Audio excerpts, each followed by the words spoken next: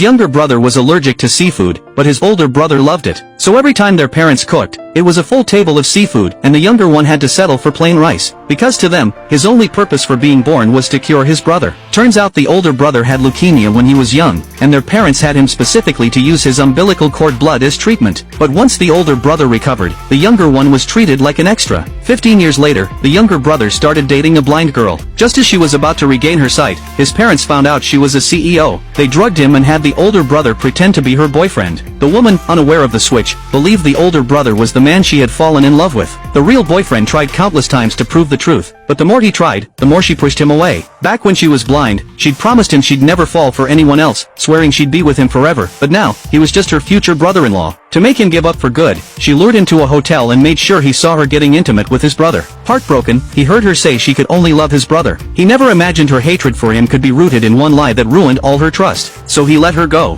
When his parents pushed him to study abroad again, he didn't hesitate. Only by leaving could he complete the love story they wanted. He left on the very day she and his brother got married. The invitation was even handed to him by her. But little did she know, the truth would come crashing down one day, and regret would follow her forever. He coldly wished her a happy marriage. As they were about to leave, a chandelier suddenly fell. Without thinking, he rushed forward to protect her, but she grabbed his brother and jumped away, leaving him directly under the crashing glass. She ignored his injuries and ran to his brother, who pretended to faint. His brother even flashed him a smug grin. When he woke up, no one was there for him. Everyone, including the woman he loved, was doting on his brother. He quietly looked away. In just a few days, it would all be over. The next day, his brother pulled him into the water on purpose, trying to make the woman hate him even more. Blood quickly dyed the pool red from his wound, but she still dove in to save the brother. All he could do was watch. His brother begged her to save him, but she coldly refused, saying he needed to be taught a lesson. They just stood there and watched him sink. By the time they pulled him out, he was barely conscious. But their parents accused him of pushing his brother into the water and unleashed a wave of insults. No one cared about what he had been through. To take revenge for his brother, the woman even locked him, a claustrophobic, inside a morgue overnight. That was when he completely gave up. Back home, he ripped up all the letters he had written to her and threw everything related to her into the trash. His brother was thrilled by how much they now hated each other, so he invited him to his birthday party.